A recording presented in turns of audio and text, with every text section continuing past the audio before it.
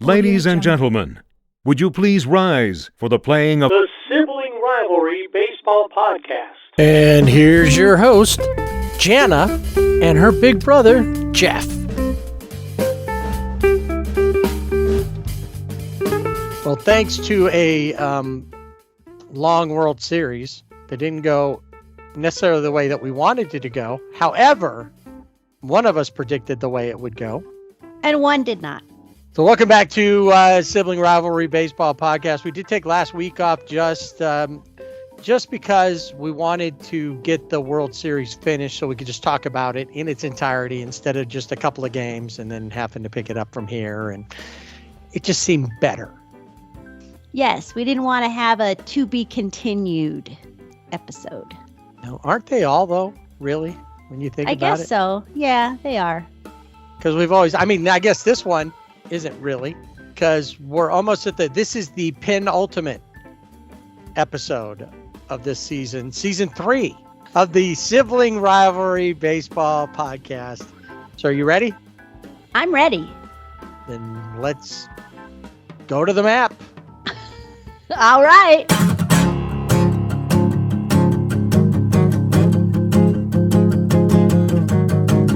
We start out in Houston, where games 1 and 2 were taking place at the Juice Box. In normal fashion for the Asterix, they chose not to win another game.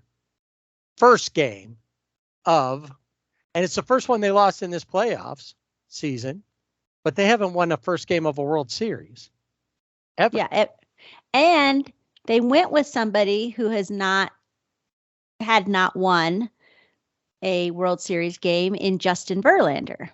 And that would not change. No, it did not. Well, not yet anyway. Phillies, who looked really good in this and got a lot of people excited, and that they were on their way to upsetting the favorite with a 6-5 victory. Yeah, in innings. No less. Exciting first game. JT Realmuto with the go-ahead home run in the 10th. Looks great. You had Aaron Nola on the mound for the Phillies.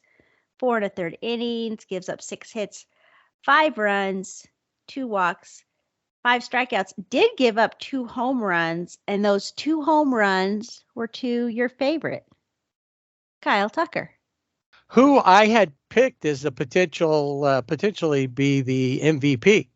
Yeah. Boy, was I wrong there. I'm sure a lot of people were probably wrong on that MVP pick, maybe, but we'll get to that. Yeah, so it's exciting. You've got the Phillies. They win 6-5 in Houston, and you're thinking, this is it. They are on their way. We get to game 2.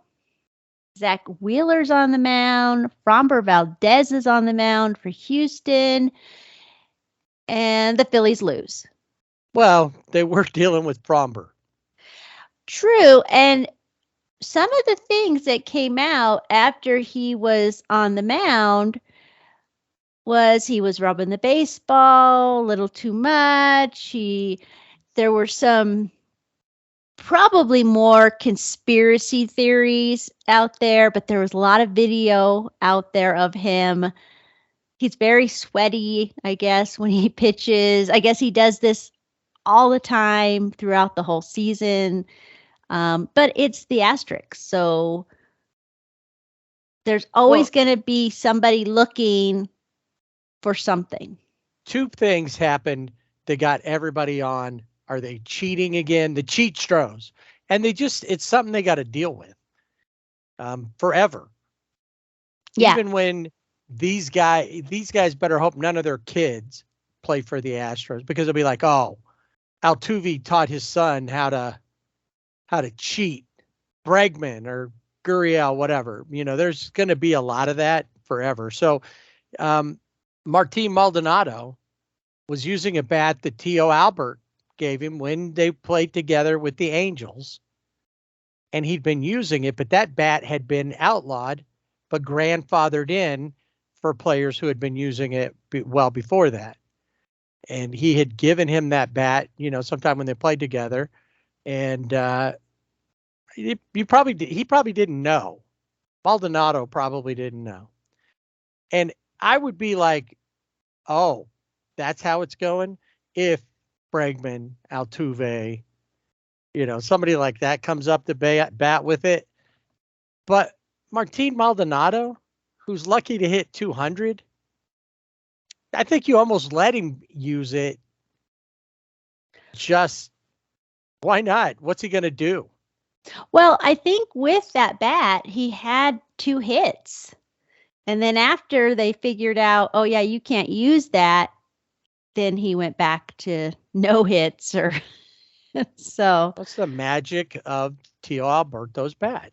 Right. And he did come out and say, I used it, and it was kind of like a tribute to Albert Pujols, who's retiring. Whether that's true or not, I don't know. He was cheating, right? That's the whole point.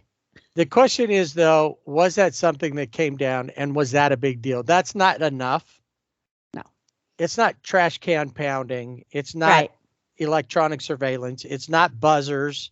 And I don't care whether they can prove it or not. Jose Altuve, the tiny one, was hiding that at one point. Oh, yeah. Definitely. Yeah, the bat for Maldonado, that's not a big deal. And then, of course, Framber Valdez, I saw him pitch a few times. I never paid a close attention to if he was rubbing his hand or not, but it was on his glove hand. So people would say, see, but it still would get on his hand if he was really had something on there. And they check at least that hand. Maybe they're not checking the other stuff, but they check that and it would still be on there, even if he's wiping it off on his pants or whatever. And they try to show that. But that's what happens when you've cheated in the past. Right.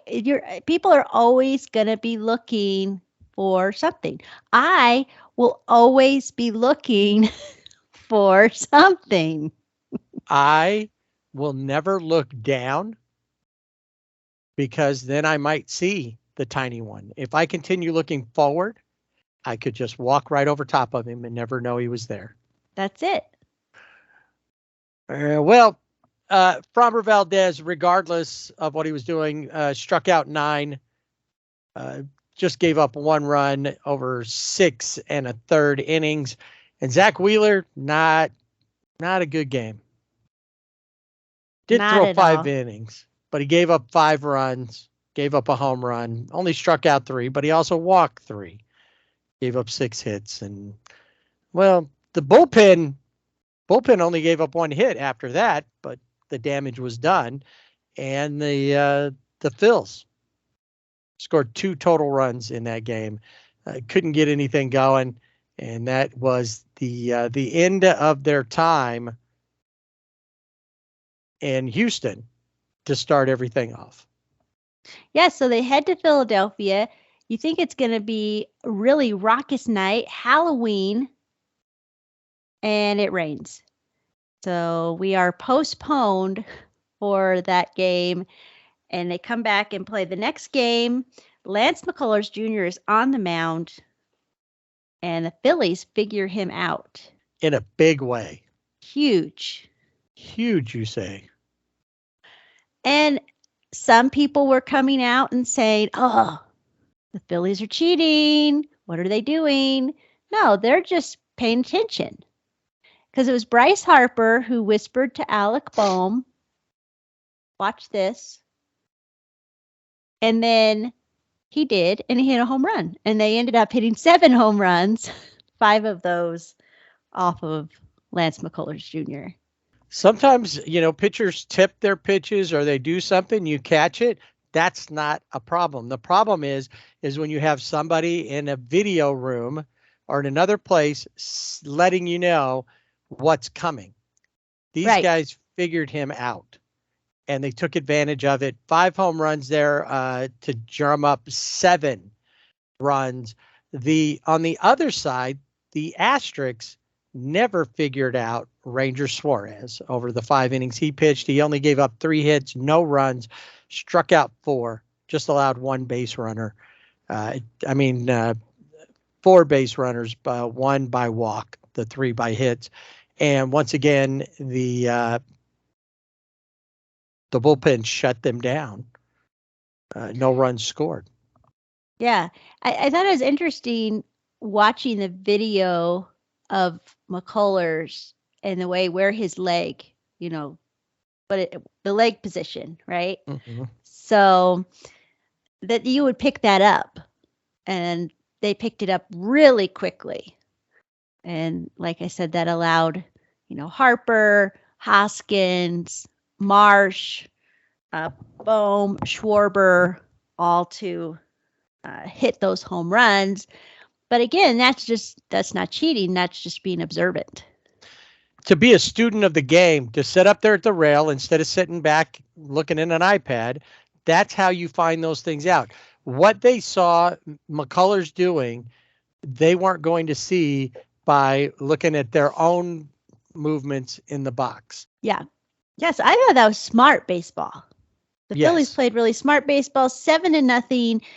And you're thinking, the crowd, in fact, at that game, the crowd was so loud that at the University of Pennsylvania, their seismic research, the noise was setting off their detector. The seismographs? Yeah. Because it was so that, yeah. loud. So I'm thinking Phillies won in Houston. The Astros won. So they come into Philly, they're 1-1, but then the Phillies win this huge game. Crowd is behind them. This is it. This is going to be the Phillies to lose. Right. It looked like they were right on it. And, next night, with 45,693 in the ballpark, they had wished that they'd have saved some of those home runs for that game. The Asterix didn't hit any home runs. A couple of well-placed doubles, a sacrifice fly, but no home runs. They still walk away with a 5-0 victory. Aaron Nola not pitching well this time around. No. Christian Javier, on the other hand, looked really good. Yeah, they come up, the Astros come up with a combined no-hitter. Right. First time in World Series history. 4 pitchers, like I said, Christian Javier, who went the first 6, struck out 9, then Brian Abreu, Rafael Montero, and their closer, Ryan Presley, finished things up. And no hit 'em, like you said, 3 walks on the night. That's it. And Phillies couldn't do anything about it. So now it's all even. It is all even. So we know it's going to go back to Houston. But what position are the Phillies going to put themselves in going back?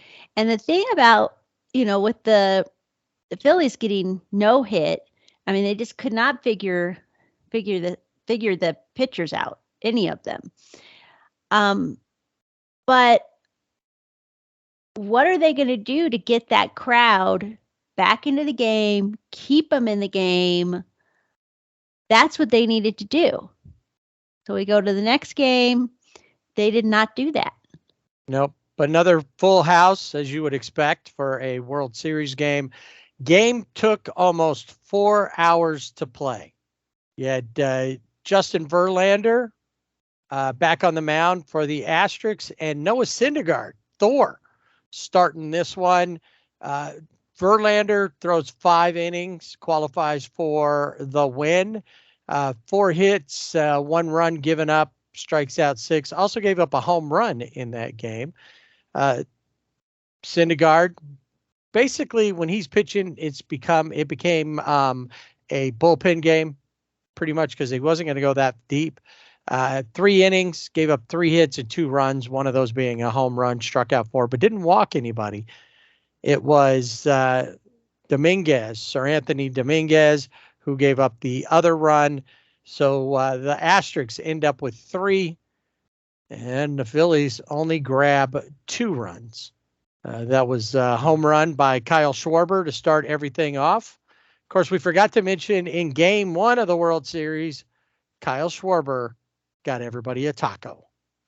That's right. Yes, totally forgot about that. The most unlikely base stealer, Kyle Schwarber. Well, I mentioned on the last episode that I had read a couple people said they were putting their money on Kyle Schwarber. Yeah. And I was like, yeah, okay. I don't see it, but of course, good What do thing I we didn't know? put money down on it, on anything. On him to do it. Yep. So no, didn't happen. Pack up their things and head west, back to the juice box. You know, I mean, the Phillies still have a chance to push this to 7 games and beat the Asterisks, but they got to do it in 7 games. So that means they're going to really have to put it together for game 6. In game 6, we saw the matchup was Zach Wheeler versus Framber Valdez. And, you know, we were talking earlier about all the stuff with him, you know, everybody talking about maybe him cheating, and people asked, and Rob Thompson, the manager of the Phillies, said, we've seen in the tapes that he does that all the time. There is nothing. This is much ado about nothing. So the Phillies didn't care about it. They didn't suspect that meant anything. They just weren't having a good time. Zach Wheeler, 5 1/3 innings, gives up 2 runs on 3 hits, strikes out 5. Jose Alvarado replaces him, gives up another 2 runs. Well, see, this is the thing, is during that game, Zach Wheeler didn't look bad. He actually looked pretty good. He looked settled. He was settled in, right? And I think he could have gone a lot longer. They bring in Alvarado to face Yordan Alvarez, who promptly hits a 3-run home run because of the matchup. And to me, you're in the World Series. We're not doing matchups. You're keeping your pitcher in who is looking good, because I'm pretty sure that Zach Wheeler, he could have given up the home run, but at the same time, he could have gotten him out. They'd already, you know, and the thing is, they say, oh, well, you know, 3rd time round, you hear that. Oh, they've seen these guys from the bullpen. Well, okay. Why don't you keep Zach Wheeler in? I felt like Dave Roberts had somehow become, he was in the dugout. He's a role model for all of these guys. Yeah. Actually, the front office is, and they and that's the thing. I don't feel like they ever learn from these mistakes. They'll blame Rob Thompson. Well, Rob had the right to do whatever he wanted to do. We didn't tell him he couldn't do that, or he could. But if you go right across the field, if Dusty Baker, because Dusty hasn't been playing the analytics game the same way that a lot of managers have been, if that was the situation and Dusty felt like Zach was his pitcher and was still going well, or if Vromber was in that and he felt Vromber's still going well, I'm not going to pull him, matchup be damned, he wouldn't have done it, and it would have been on him if it worked or didn't work, but he wouldn't have done it because the numbers said. He would have played. He plays by feel. Right. He's like the pinball wizard. He doesn't have to see it. He doesn't have to hear it. He doesn't have to, you know, he can't yell about it. He just knows. He just knows. And that's when you're in the World Series, we're not doing, I just feel like throw the analytics out the window. This is the World Series. And why would you pull Zach Wheeler out at that moment? Because you think Alvarado's coming in. Oh, that's the best matchup. I don't care about matchups. This should be like Major League. Remember in Major League, the movie, and the one guy from the Yankees has been killing Charlie Sheen's character, you know, and the manager's like, you know, give me Vaughn. And even the catcher's like, you sure you want to go with Vaughn? I got a feeling he's due. Not, well, you know, the numbers say this is it. No, my starter is falling apart. And this guy has a chip on his shoulder. I think he's due, and it works out. Sometimes, I mean, we sometimes don't it know. does, sometimes it doesn't. But, just like in this case, it didn't. No, it didn't work out. It And failed spectacularly. it did. And the Phillies end up, losing 4-1 and losing the World Series. Now, I picked the Asterix in 6. You did. And, not to brag or anything, because honestly, I'd help. I called up MLB offices and I asked to talk to Rob Manfred. And I said, is there any way I could get a peek at the script, how this is going to play out? And he's like, no, I can't do that. I said, you know what? I'm dying. I may not be alive for the World Series. I won't tell anybody. And then I used it to my, So the script said 6 games. And so. There you go. Well, I almost feel like MLB was pulling for the Astros because immediately after they win, there's talk of, are they a dynasty? This is their second World Series. This is not their second World Series. This is their first legitimate World Series win. So in my book, they've won one and they cheated on the other, and Manfred let them off. And that's not a dynasty. that I think everybody is still fired up about with the Asterix, is that there was no consequences for them for their actions. They admitted to it, but they got immunity. And even to this day, after the game, Jim Crane, who owns the president of the Astros, I guess he's the owner, he still is saying, well, we weren't the only ones cheating. Now, if we're going to go by how dynasties work, the Dodgers have made more playoffs than any other team, and certainly more than the Asterix. They got cheated out of that one, potentially. I mean, they still could have blown it, but we'll never know. And now, a lot of people are going, well, at least now the Asterix have a legitimate title. Only the Dodgers have a non-legitimate title, because a lot of people still have issues with the 2020 World Series. And I get where they're coming from. When people have good arguments, people are just Dodger haters. That's a whole different thing. But I get the differences. Well, there was this and there was that. And yes, it was a different season, but they still played the whole season, and it was probably more challenging in other ways. But bottom line is, Asterix walk away with their first title. Jeremy Pena, who was the ALCS MVP, bats 400, and 3 RBIs, a home run, 10 hits in the World Series to walk away with the World Series MVP as well. The tiny one actually had a good World Series, batted 308. Yeah, he was able to shake off whatever his slump was. I also noticed Fox doing this. This is on a different note, but it really bugged me. They would show the celebrities in the crowd. This was in Philadelphia.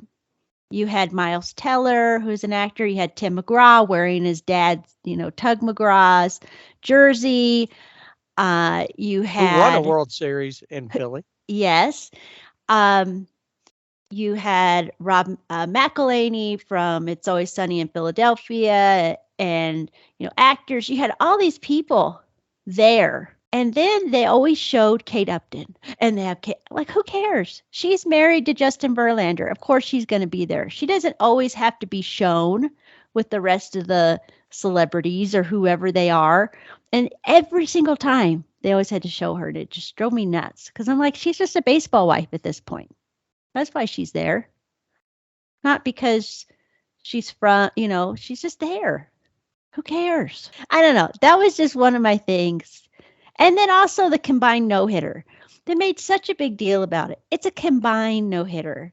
It is not the same, and it is not in the same category as Don Larson's 1956 no-hitter. Perfect game. Yes. Don't diminish it now. No, It was a I'm not perfect diminishing. game. I said it, The but then only one. perfect. Yes, perfect game. So it's almost like, yes, this happened, but they're like, and it joins Don Larson. No, it doesn't. It does not join him. It is not even close. It took 4 pitchers. So what's the problem? Was the pitcher good? Were the pitchers good? Obviously they were, but were the Phillies just bad? I don't know. Or a combination thereof. Yeah, and then in the last game, the Phillies were just swinging at whole bad pitches. Like they had no game plan. It's like they forgot what they're. I felt like I was watching the Dodgers play the Padres. Well, that last at bat, Nick Castellanos comes up, and he was one who I thought could be both of my choices, Kyle Tucker and Castellanos, both batted under 200. Tucker was at 190, I think. Castellanos batted 125. And his series really looked like his last at bat, the final out of the game. He reached out, first pitch on it. Maybe he was just like, end this. Let's get over. We're done. But he reached out across the plate on a ball that would have been a ball. Mm-hmm. And kind of hit a soft little liner, pop up.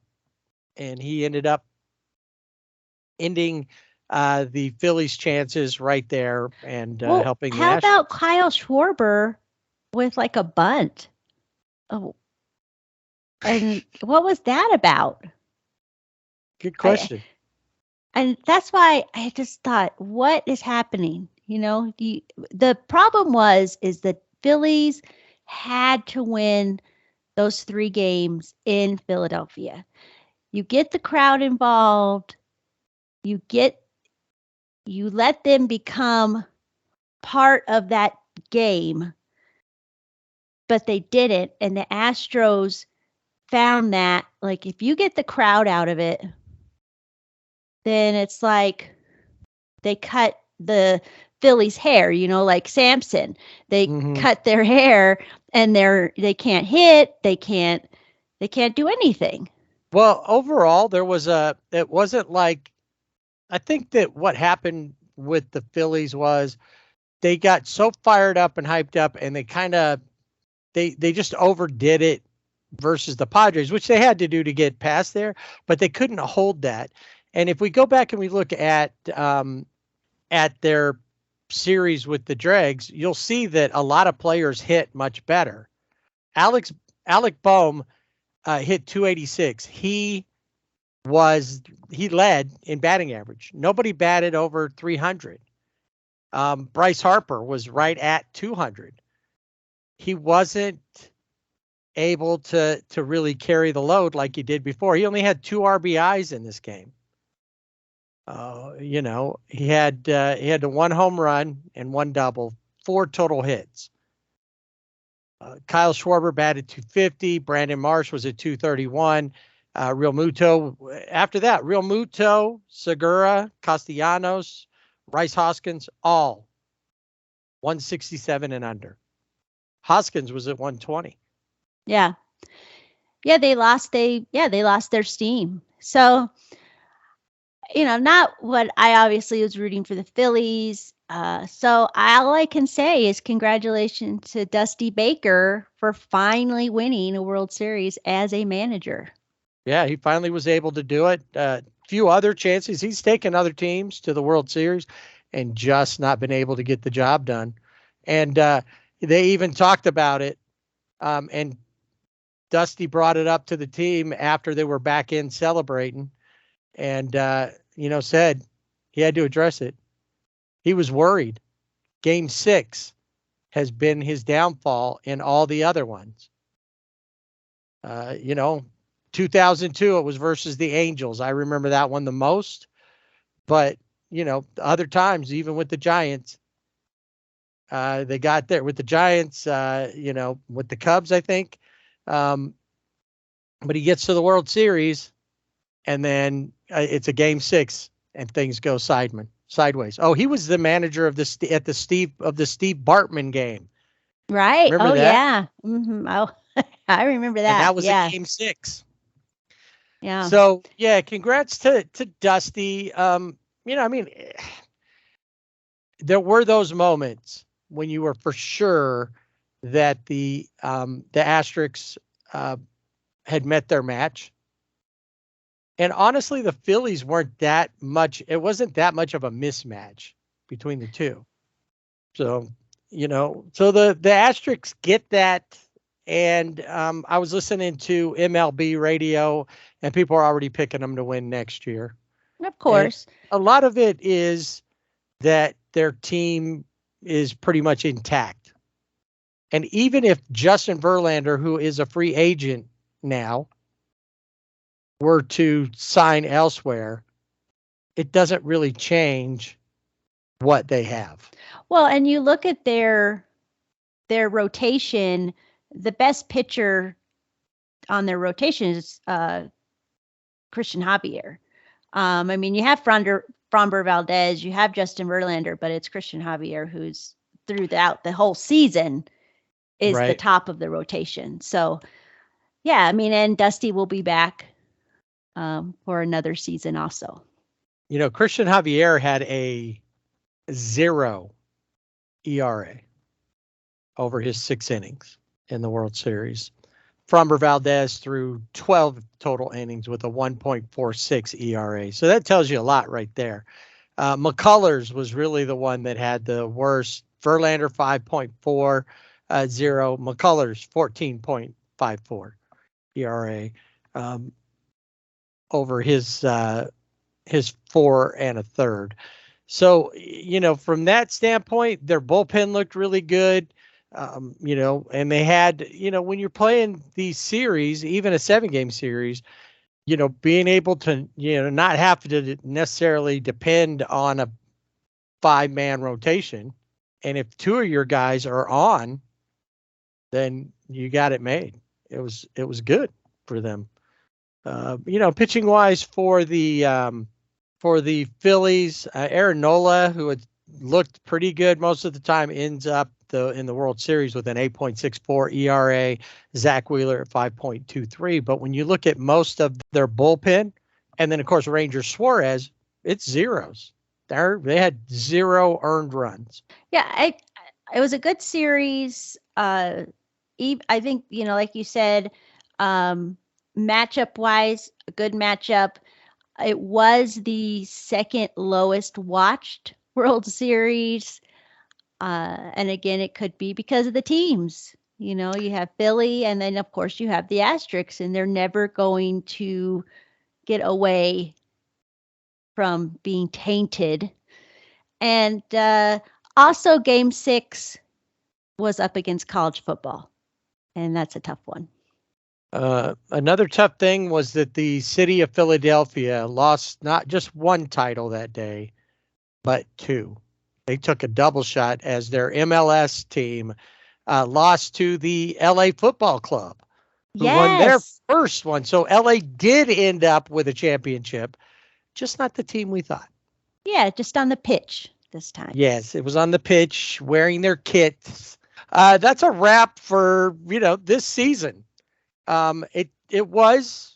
And like I said, in moments, the World Series had some exciting moments, and I think that the Phillies really were the cause of the exciting moments by the way that they played throughout, and because they were the underdog, and they came out there strong. You're like, oh, are they going to beat the mighty Astros?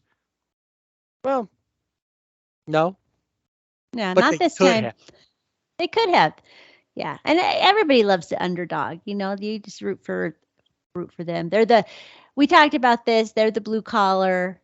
The Astros were the white collar. You vote for, you root for the blue collar. And this time, I guess they just weren't hyped up enough on cheesesteaks. I think that was the problem. They really needed, daily doses. They needed them in the dugout. Right. With the cheese whiz, just, when somebody got a home run, they just put Cheese Whiz. Like, hey, Yeah, you that know. would have been it. That would have been good. I like that idea. So that's it. Here's the cool thing. Season's over. So the Asterisks have a couple of months to celebrate. And come February, about the middle of February, it doesn't matter anymore that they got a piece of metal, their second piece of metal, because it's really irrelevant according to the commissioner of the sport who hands out the piece of metal. But come February, everybody's back at zero. But as you said, it's anybody's game, you know. See where everybody is. They all start at zero, and the conspiracy theories will continue. We will always look for ways that they are cheating, especially the tiny one.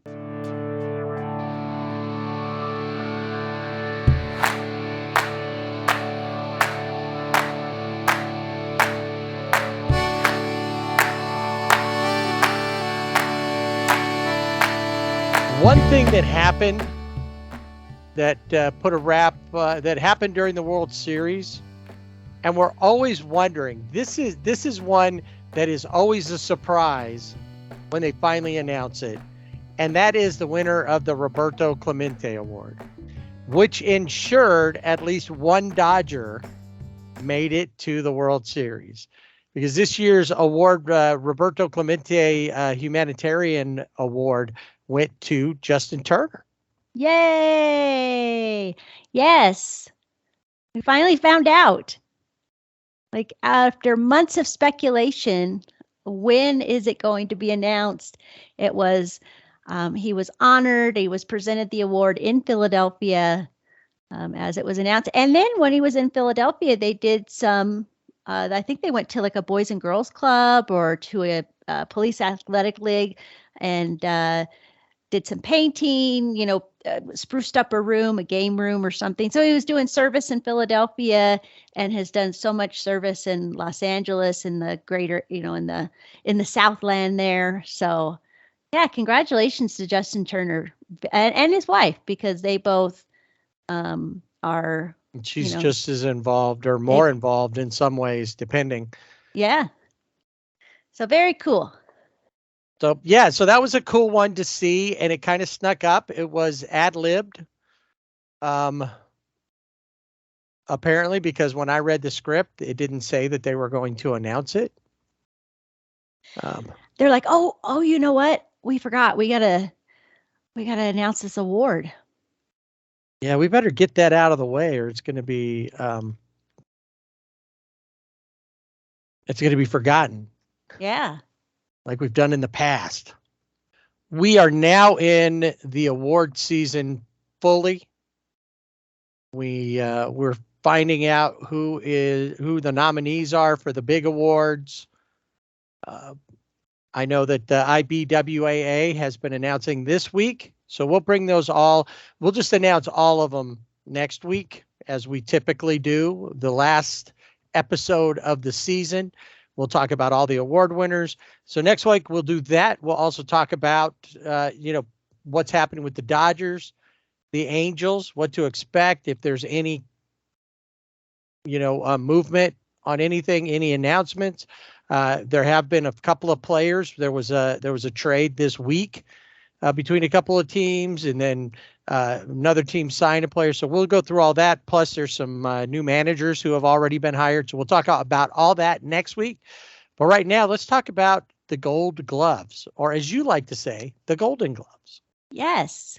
Is it because you were such a big fan of the Golden Girls? It could be. You go around, stay golden. That's Pony Boy. Stay golden, Pony Boy. Yes, but now you can get a shirt with the Golden Girls that says "Stay Golden." So they have taken that over from Pony Boy. They stole it from literary from work? The Outsiders. What? Yes. What? I know. I'm thoroughly disappointed in that. Well, I don't know. Golden Globes, Golden Gloves. The Golden Gloves is usually boxing. For boxing. I know. I don't know. It's just something. I don't know. Yes, Gold Glove Award winners. There are 20 winners overall, and this year, 14 received a Gold Glove for the first time, and only 2 players who won last year got the award again. And there were 5 teams that had multiple winners, with the AL Central winning Guardians leading the pack. They had 4.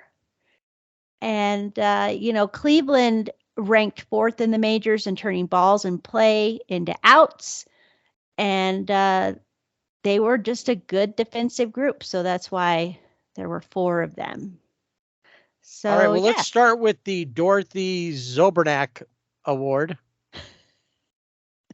Before we move on to the Rose Nyland, the Blanche Devereaux, and Sophia Petrillo Awards.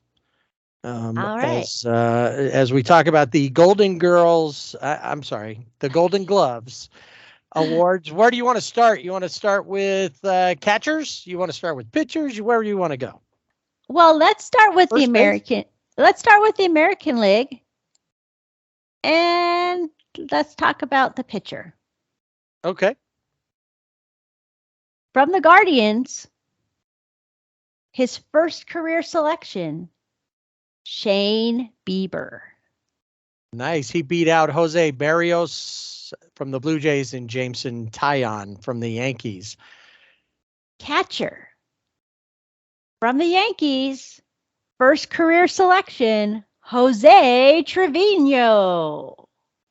Cal Raleigh and Sean Murphy, both of the AL West, one of the Mariners, one from the Athletics, were beat out by Jose Trevino.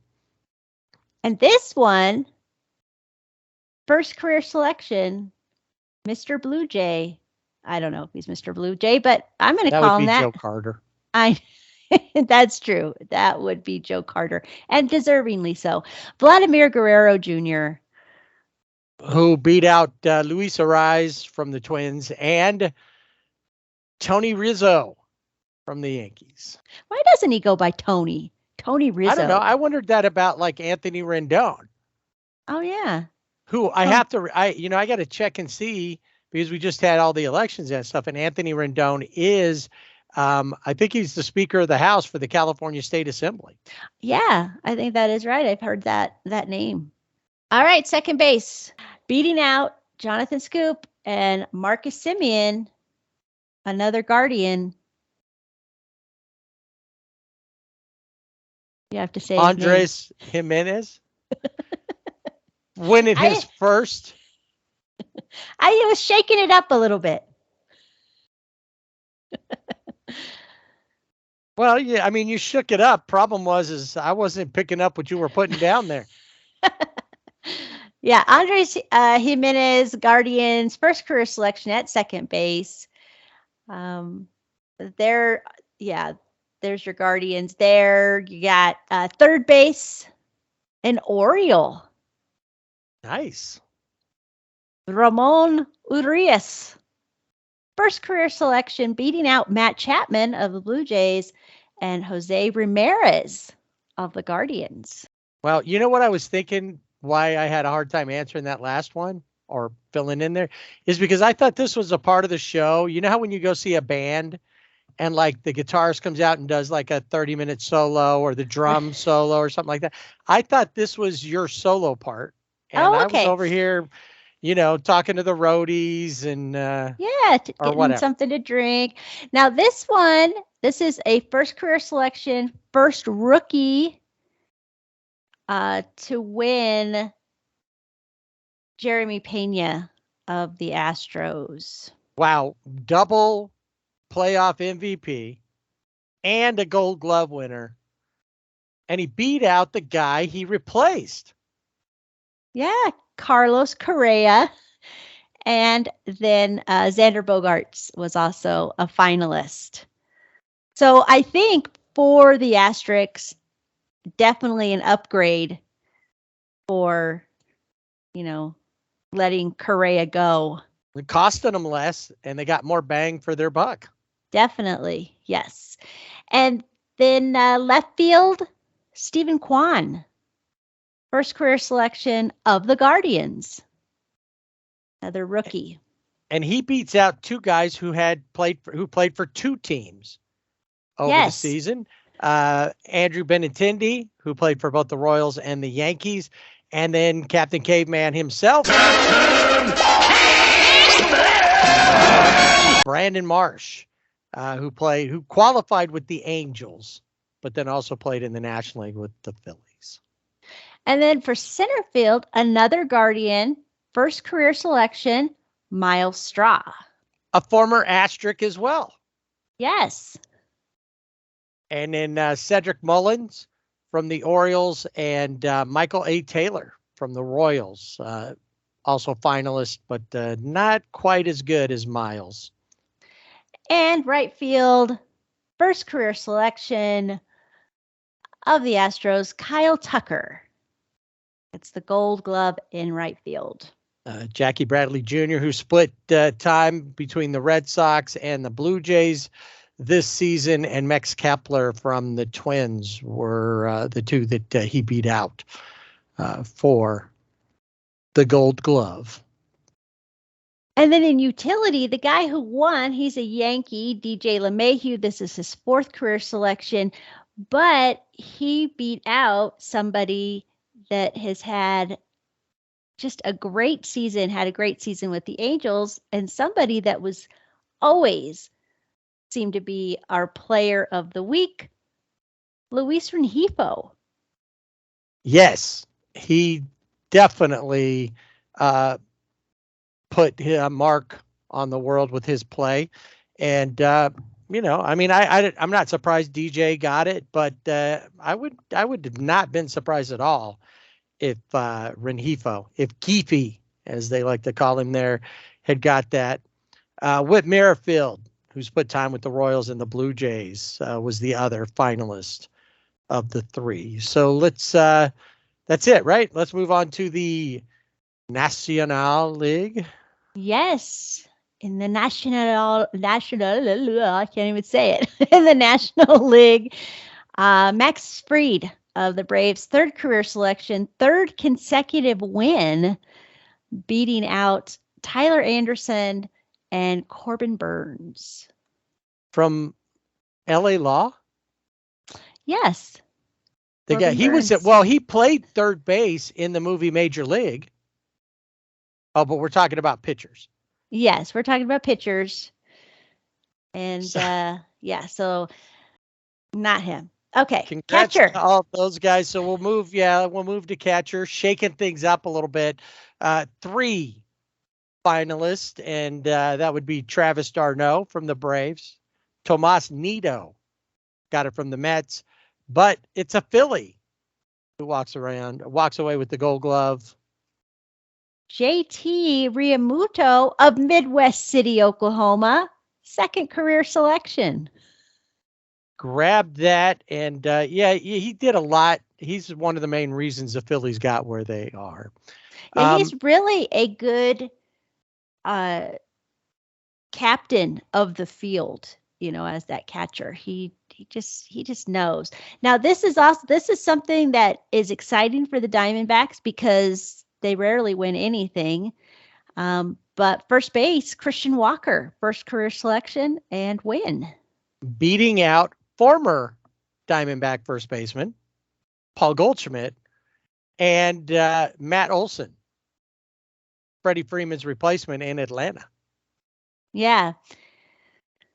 And if you notice, Freddie's name ain't on there. No. But that's all right. Freddie played well and had a great season regardless of what happened. Another team that hasn't seen a lot of medal is the Rockies, and second base, Brendan Rodgers, his first career selection. With other finalists, he takes it over Jake Cronenworth and Tommy Edmond of the Cardinals. At shortstop, a couple guys who were in the playoffs. Ha-Sung Kim was one finalist. The winner was in the playoffs as well. The other finalist, Miguel Rojas of the Marlins, but it's Dansby Swanson from Pride and Prejudice and Wuthering Heights and a whole bunch of other some Jane Austen novels and Emily Bronte. and Bronte. All the Bronte sisters knew and wrote about Dansby. He picks up his first as at shortstop, his first Gold Glove. Yeah, and then we move to the outfield, and Ian Happ of the Cubs is first career selection, Gold Glove in left field. Other finalists were David Peralta, who I had forgotten was a Diamondback, but then he went to the Rays. Totally forgot about that. And then Christian Yelich, of course, of the Brewers. And I'm pretty sure that you skipped third base. Oh, did I? I did. Because you were mad.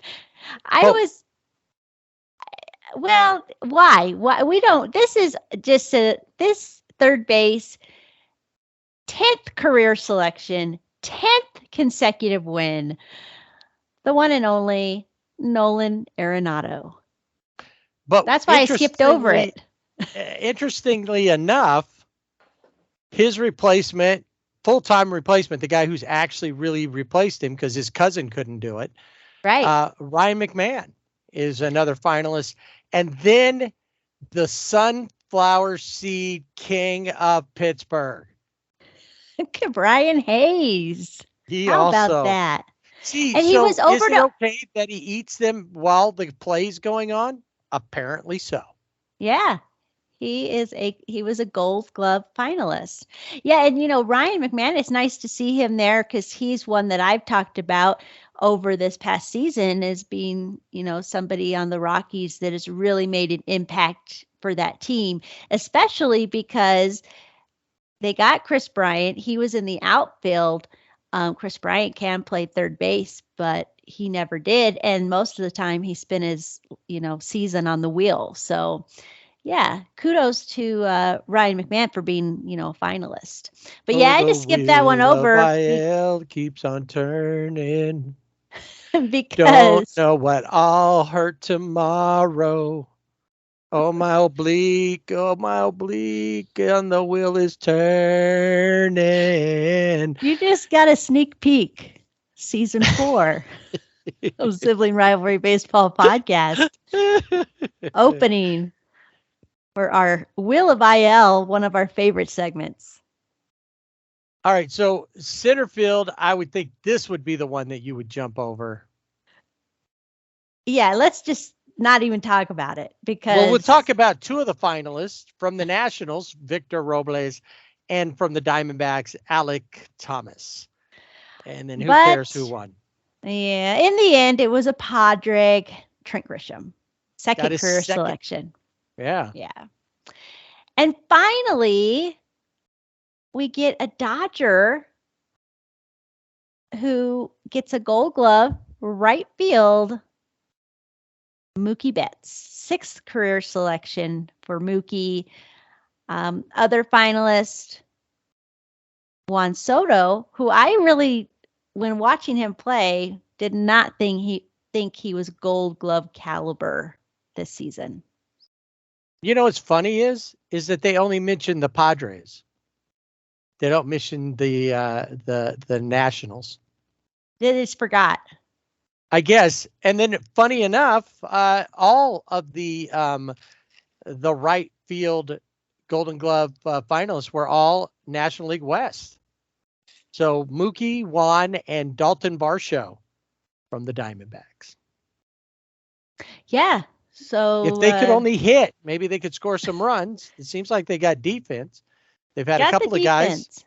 They had 2 outfielders that were nominated. And Dalton Varsho was also nominated not only for right field, but also as a utility player. That is true. And once again, the Estelle Getty Award for utility Gold Glove does not go to Dalton Varsho, or to Tommy Edman of the Cardinals, who both of those guys were nominated in other in their regular positions and utility. That's right. It's Brendan Donovan, Tommy Edman's teammate. Yeah, first Who gets career the Estelle selection. Getty. Right, first career. Well, how do they say that? You know, first nomination, first career win. Yes. And the first Gold Glove goes to. Yes. I think next time when we do this, we should have envelopes. Maybe make a video of us doing our own presentation. There you go, with the envelopes. And I'd like to have somebody come out with a briefcase. Oh, that would be cool. Maybe we get Planet Head. Yeah. To come out with a briefcase and open it up and hand us the. Yes. We should have our own little award show. That could be fun. That would be fun. Every year the players get together and or they don't, but they still all vote for the MLB Players' Choice Awards. And this season they did it again. It wasn't even an oops. They did it on purpose. And this year, we'll start off with the top. Player of the Year and Outstanding American League Player goes to Aaron Judge. No surprise there. I'm shocked. I can't believe it. I'm sure he was too. I could see him putting his hands on the side of his face, looking around like, what? I can't believe this. Maybe he did. I don't know. He seems pretty humble, but. And then the Marvin Miller Man of the Year Award goes to Francisco Lindor from the Mets. And he had a bounce back season this season. He had a hard time last year, but this season he did this. And the one big thing about that, not just having a good season, but Francisco Lindor has been involved in a lot of charitable projects in his community, both in the U.S. and in Puerto Rico. He's gone down there to help recovery from natural disasters, committed financial assistance, including $50,000 after Hurricane Fiona hit the area. And he serves as an alternate association player representative for the MLBPA. The Marvin Miller Awards presented each year to the player whose leadership most inspires others to higher levels of achievement. And then another huge award that goes to somebody who gave his career up in order to help make it better for those who followed him, and that would be Curt Flood. He took on a historical judicial challenge to baseball's reserve system in the 70s. And like I said, that led to him being pretty much blackballed in baseball. And it led to the establishment of free agency. This year's Curt Flood Award winner, that is by a nominating committee comprised of 7 former and current MLBPA executives, is Steve Rogers, who pitched for the Expos from 73 to 85. I remember him, and has been a tireless advocate for players' rights for almost 50 years now, both as a player and an MLBPA executive. We already told you who the American League outstanding player was. Who's the National League's outstanding player? The Cardinals' first baseman, Paul Goldschmidt. And he will probably also be a nominee for this year's MVP award. Oh, yeah. And we'll talk a little bit about that in a couple minutes. NL Outstanding Pitcher. Sandy Alcantara of the Marlins. You know, I didn't realize this, but he had 6 complete games this season. There's no other team that had 6 complete games. No. Yeah. it's pretty incredible to think, Major League high, 6 complete games, 228 2/3 innings pitched. He lasted at least 8 innings in the 14 starts this season. It's the most by any major league pitcher since Chris Sale did it in 2016. He did it 13 times. Yeah, and it's crazy to think a major league high 6 complete games back when we were, young and watching. We're still young, but when we were, in our grandparents' living room and they had 20 complete games, the pitchers, and now we're excited because he has 6. Right. But yeah, not a whole lot of complete games there, but this year he had the most. The Braves had a couple of guys that could get this next award, the NL Outstanding Rookie. They had Michael Jones the second. Yep. And then the guy who actually got it, the Stash. Mr. Mustache himself, yes, Spencer Strider, 11-5, 2.67 ERA this season, struck out 202, only allowed 86 hits in 131 2/3 innings. So, the mustache has replaced the pearls. The National League Comeback Player of the Year, another Brave. Be Ronald Acuna Jr., who came back from a torn right ACL just prior to last year's All-Star game, finally made his way back and proceeded to hit 15 homers and still 29 bases over 119 games. That Comeback Player Award and the AL's Outstanding Pitcher Award goes to the same guy. Yeah, Justin Verlander, 39 years old. He missed 2 seasons because he had Tommy John surgery. He led the American League in wins at 18, ERA 1.75, led in WHIP, opponent's OPS, opponent's batting average, hits per 9 innings.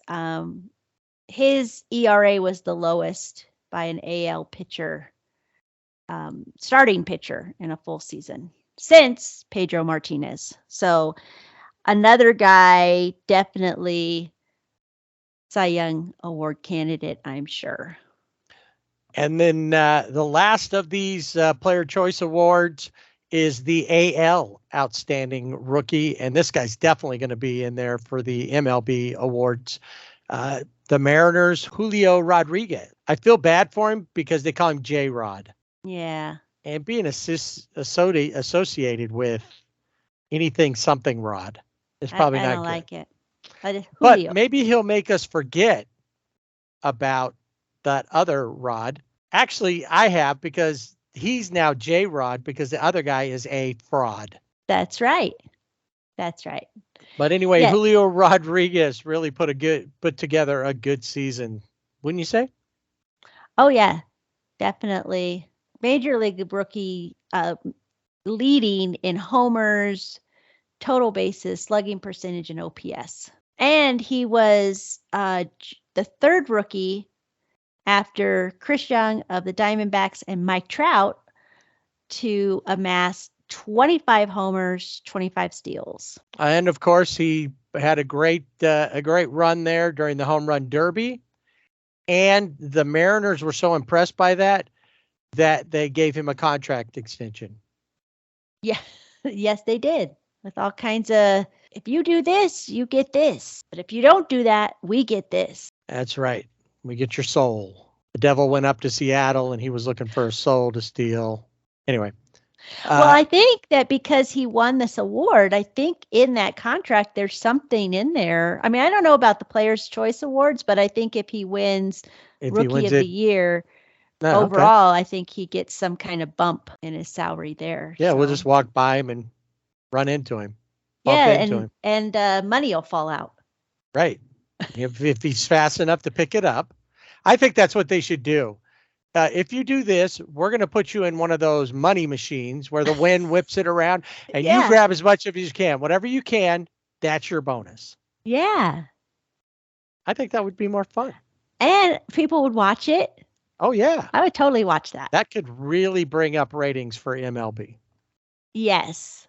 It really would. All What right, they we should got do to get that going, home run derby, whoever wins the home run derby, after the derby, they give them all the stuff, put them in the machine. You got the whole crowd there cheering, Yeah, but wouldn't going it be fun to crazy. do it at the end of the season just to kind of extend out the season a little bit? We could do the same Yeah. thing. The winners of each of the awards for Yeah. like the MLB, the big awards, Rookie of the Year, Manager of the Year, Cy Young, and MVP, they could all go in there and we could go from there. That would Yeah. be cool.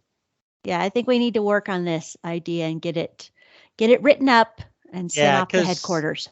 Red Solo Cups, and what was our other one that nobody listened to? There were so many. Yes. So next up, we're going to talk about, and it'll be our last awards for the day, just so we can get ready for the big awards next week and wrap everything up as far as the season. Put a bow on it, I guess, whatever you want to say. But this time it is the Silver Slugger Awards, and those have just been announced. They were kind of the last ones to get announced. So let's start it off and let's go through who grabbed a silver bat. We had the gold or golden gloves, silverin. So silvery sluggers. Why couldn't they be like platinum sluggers? I like that. I like platinum sluggers. Because somebody put this together, silver slugger, because they wanted to, the way. But I think platinum sluggers. Yeah, they wanted the alliteration. True, that was it. So let's fire it up. How should we do this one? Well, this one we're just gonna go around the diamond. All right. Well, I guess we'll start at first base. And why don't we go the junior circuit, the American League? Nathaniel, don't call me Nate.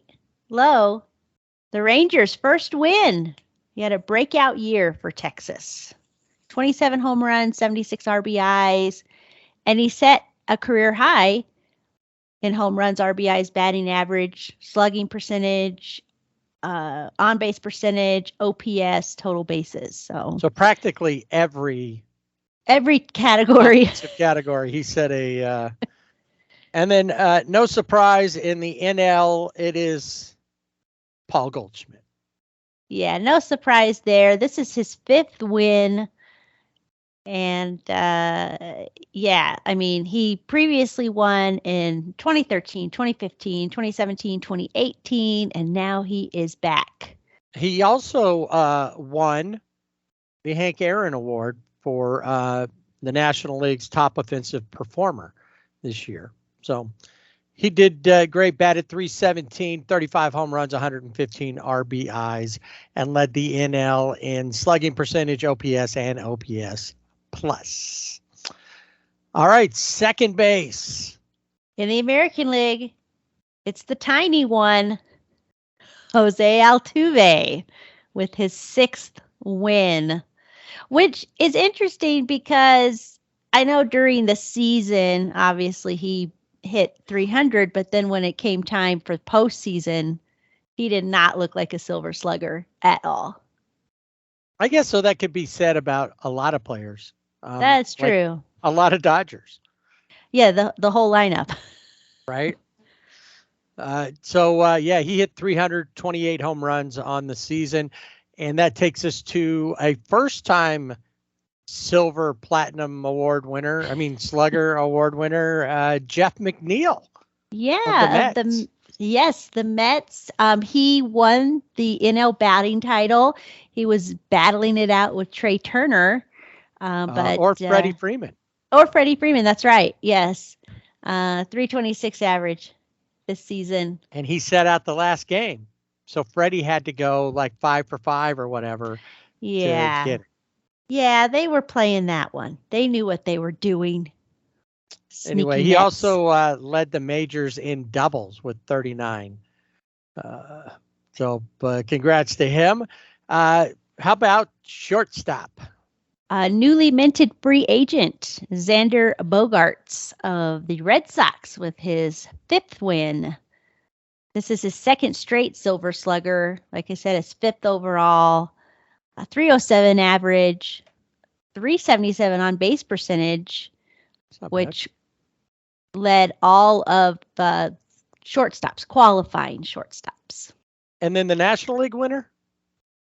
This is a guy don't really know much about. No, this is Trey Turner, who also a free agent. We've got that shortstop class this year, but 21 homers, 100 RBIs, 27 stolen bases this season. He was the only shortstop who had 20 homers and 20 stolen bases, and he was the only one to score at least 100 runs. And he bettered his RBI total this season by like 30, I think it was. Yeah, crazy amount. Yeah. All right. And then we'll go to, I guess, third base and the American League. This one, I don't think is really a surprise. Jose Ramirez of the Guardians with his fourth win, 29 homers, 20 stolen bases this season. He's the only third baseman that had a 2020 season, and he has accomplished that feat in the last 7 seasons.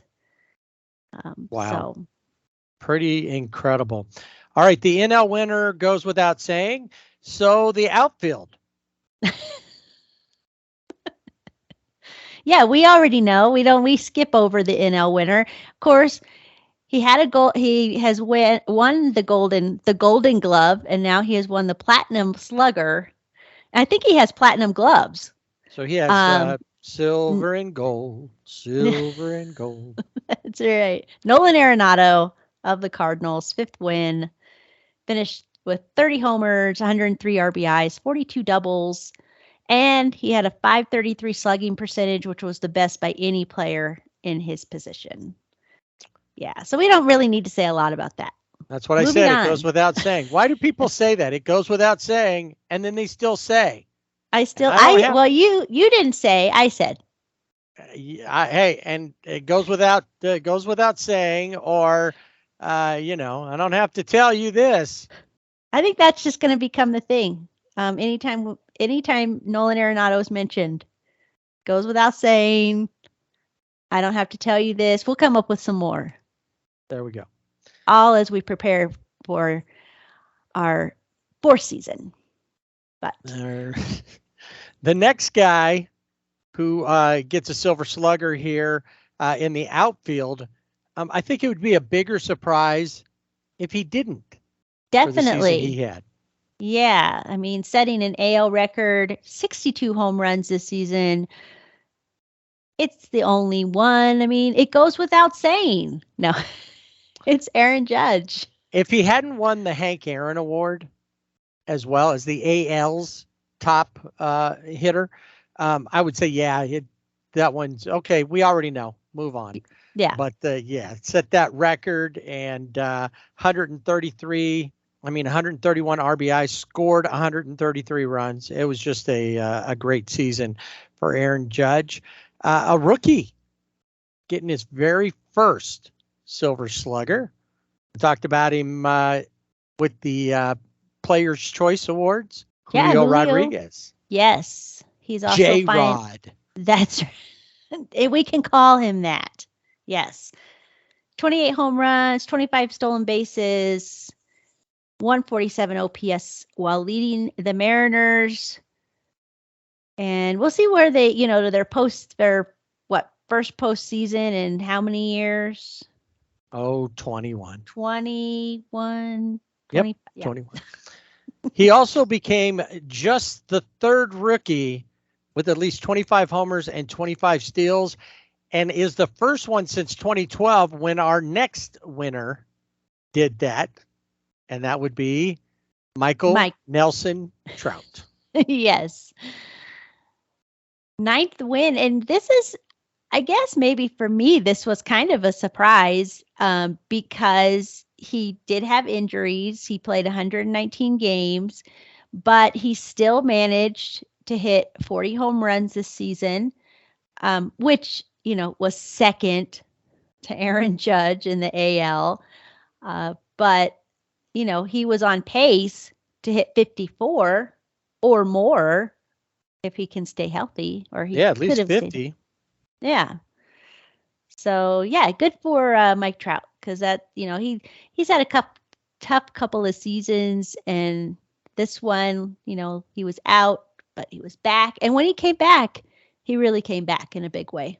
He did. He came back hard and fast and proved to everybody that he was not done after the announcement that his back injury could be something that could keep him out for long term.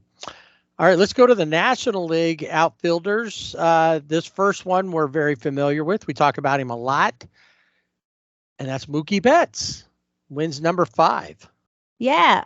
Also, we talked about him earlier with the Gold Glove, and now he has Silver Slugger. So 5 Silver Sluggers, 6 Gold Gloves. He's going to have to build a bigger mantle, because he probably also has the bowling trophies on that mantle. The bowling trophies, an MVP trophy, and a few other things up there. What do they get? They just get the ring, or do they get little replicas of the piece of metal? I think they might get replicas. I was just wondering about that. Yeah. Anyway, but a first timer on the list from near, but not close enough. They weren't playing horseshoes or hand grenades because they didn't get close enough to winning a World Series.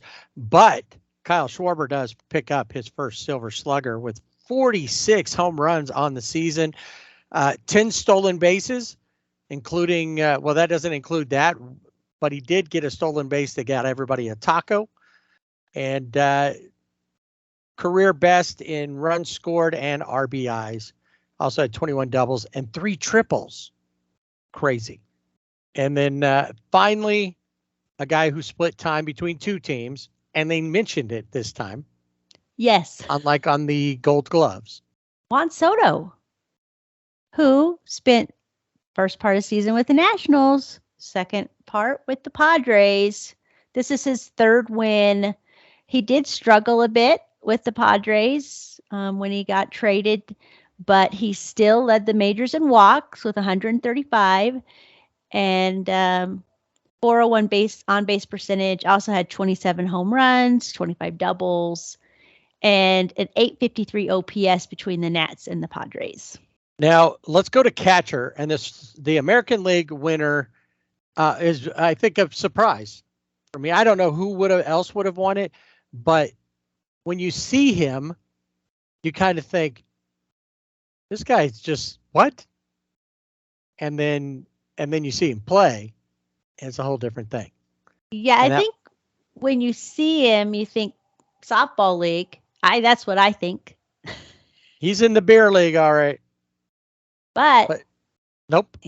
No, he's a Silver Slugger, Alejandro Kirk. Yep. I call him the barrel. I don't know what they call him anyplace else, but he's a solid round guy. His batting average was at 285, on base percentage at 372, 63 walks. He only struck out 58 times. He walked more than he struck out. That's like from days of old numbers. Oh yeah, that is crazy to think he only struck out 58 times. And he was only one of 6 qualified hitters to have more walks than strikeouts.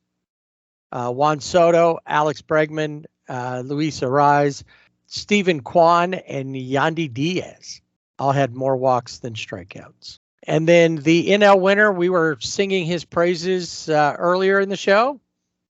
JT Realmuto. Yeah, JT. 22 home runs, 21 stolen bases, and he's just the second catcher in AL and NL history with a 2020 season. The last time that happened was Pudge, Ivan Rodriguez, in 1999. And too, I didn't think about this. I mean, it's Silver Slugger looking offense, but obviously the base pads. He was caught stealing only once in his 22 attempts, which I didn't really think of him as a base stealer, but apparently he really is. That's pretty interesting. Yeah. Cool. Well, maybe he knows as a catcher, he knows how that system kind of works, and he used it to his advantage. I think so. I often think about that, like the catchers, the knowledge that they have when they're at bat and then on the base pads. Right. They really do have a command of the whole of the diamond. For sure. All right. We're to designated hitter. And who of the designated hitters from the American League found their way to a Silver Slugger? This guy's really not a surprise, but it is his first win. Yes, we know that he was a Dodger, but he's now an Astro, and that would be Yordan Alvarez. Yordan Alvarez. He ranks second in the majors in slugging percentage at 613, an OPS of over 1,000. Only Aaron Judge had a better OPS, and so he edges out Shohei, who was up for that award as well. And then the National League winner was another guy who split time between the Nationals and the Padres. Yeah, teammate, I guess you could say, of the former team and now their new team, Josh Bell. Yep, he hit 301 over 103 games with the Nationals, and then he went to the Padres. He only hit 192 there, but it all evens out. Had a 422 slugging percentage, 17 home runs, 71 RBIs. I like Josh Bell. I do too. Yeah, he's a cool guy. He's just cool. And then finally, the utility player. I think this is the first time they've given it to a utility player. And let's start off with the AL winner. Yeah, AL winner comes from Minnesota, the Twins, Luis Arraez. This is his first win. He also earned his first All-Star selection this season. 316 batting average, and he was at first, he was at second, he was at third. Didn't matter because when he was at the plate, he was hitting. 38 appearances as a designated hitter as well. Yep, he really showed his worth out there and made a name for himself this season. And then finally, another guy who spent time with two teams, one of them being the same as Josh Bell and Juan Soto. Yeah, that would be Brandon Drury, who was with the Reds and traded to the Padres. This is his first win. He had 28 home runs over 138 games between the Reds and the Padres. 263 batting average, 87 RBIs, 87 runs scored, 31 doubles. And again, this guy, he was at first base, second base, third base, shortstop, and right field, and also 26 times he was a DH. He pinch hit 5 times, and he pinch ran. So he was everywhere. Johnny on the spot. I think one time Bob Melvin got thrown out, and Brandon Drury was the pinch manager. Yes, I think so. I remember that game. Yeah, that's so 3 Padres. I think that they lead the Silver Sluggers with the most. I think so too. So congrats to all the Silver Slugger Award winners.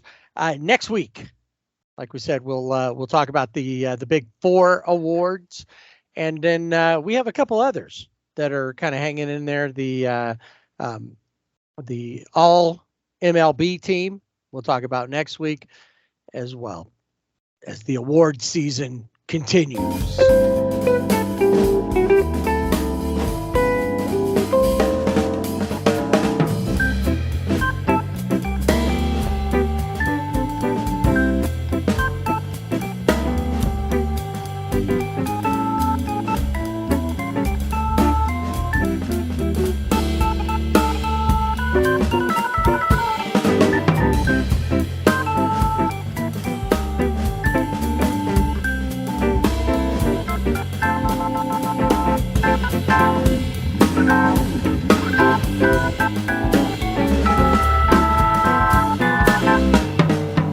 All All right, time to put the tarp on the field. Time to start doing all that off-season winter refurbishness stuff that they do to get things ready for next season.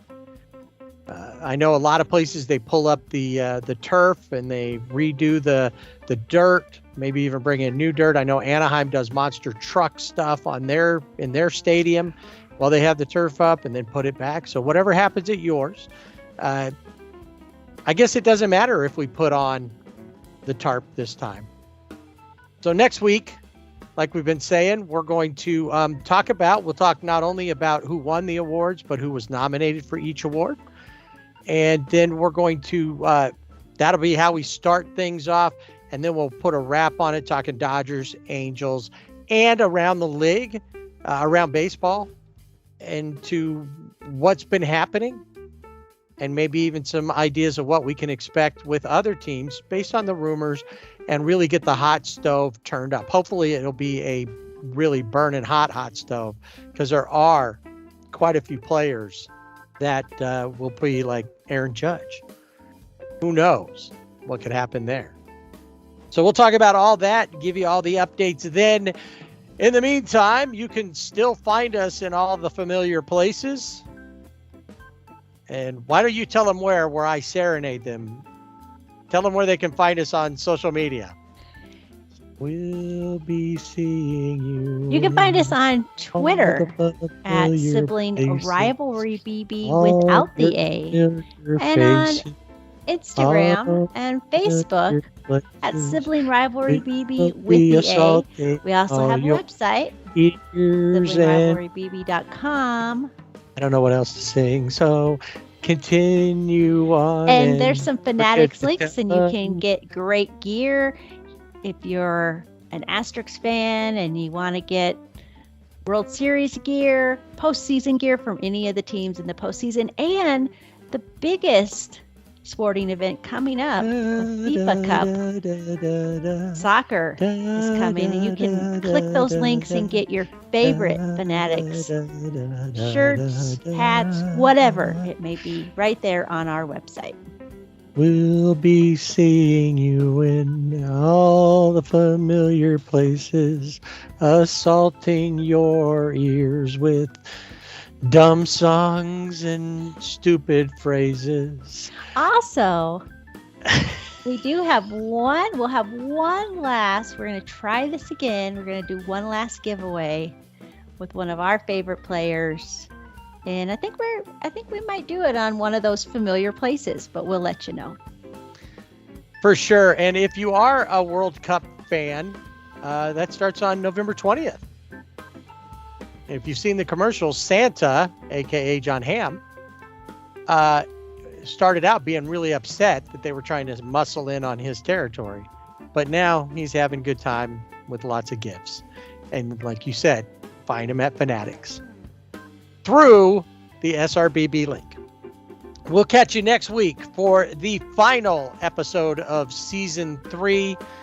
In the meantime, don't forget to swing away.